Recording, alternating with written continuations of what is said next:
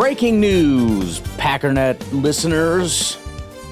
This is Foxy Dave. Green Bay Packers have released two-time Pro Bowl center Elgton Jenkins. Can't even get the first couple words out right. Obviously, this is the other big shoot-a-drop in regard to the Elgton Jenkins, Rashawn Gary saga. No doubt they were trying to trade him as well as Rashawn. There were just a handful of variables in this one. Obviously, number one is the fact that you want to hold on as long as you possibly can. I was starting to wonder if maybe this was going to drag out for a while.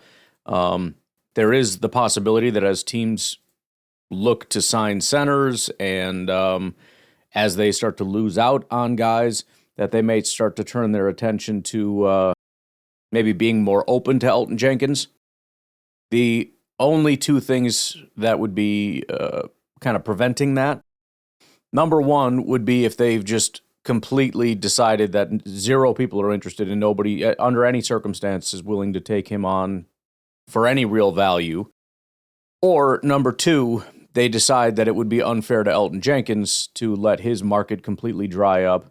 And so they gave it the old college try and then decided to move on.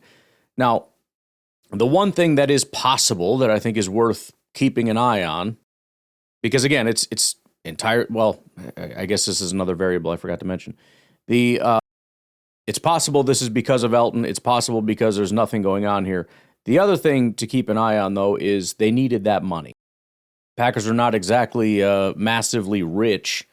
After the Rashawn Gary thing, they really needed the Elgton Jenkins thing to be in a bit of a better situation. I think prior to this, Ken Ingalls, without having the full details, said we're probably between like $15 to $18 million of cap space, which is not terrible, but it's not exactly we're flush with cash.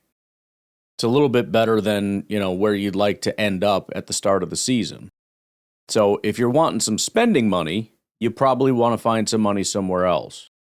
So maybe as they're working the phones and they're getting closer on some deals with some other people, they're like, all right, you know what? Let's cut bait on the Elgton Jenkins thing. It's not working. And let's grab some of that money. The money, by the way, is roughly $20 million in additional cap space. So even on the low end of about $15 million, the Packers now are looking at closer to $35 million. Oh, no. Oh, the Steelers got Jamel Dean. I missed that news. All right, well, there goes my one, the one guy I wanted. I guess I don't care anymore.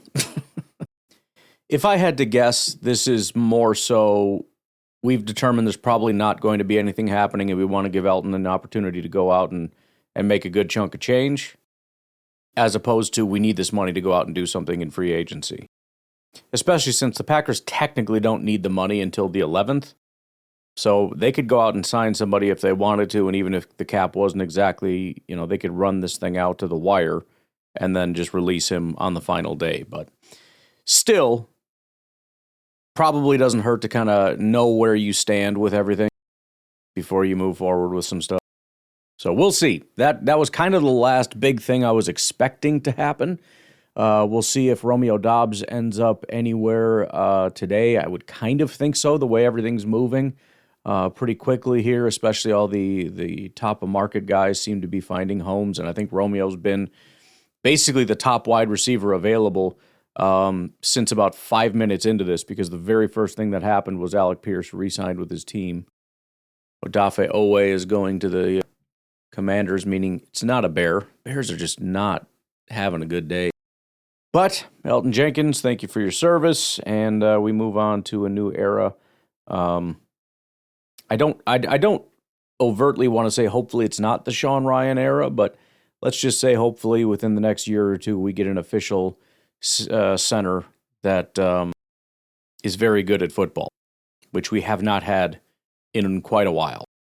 As a reminder, when Elgton Jenkins gets picked up, that's not going to have anything to do with the compensatory formula, so we don't need to really worry about that, where he ends up, how much, any of that kind of stuff.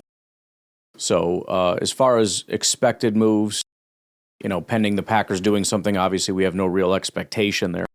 But Romeo Doubs, and then there was a very brief rumor that the Packers were possibly looking at moving Gentavian Wicks, but that's about it. Stay tuned.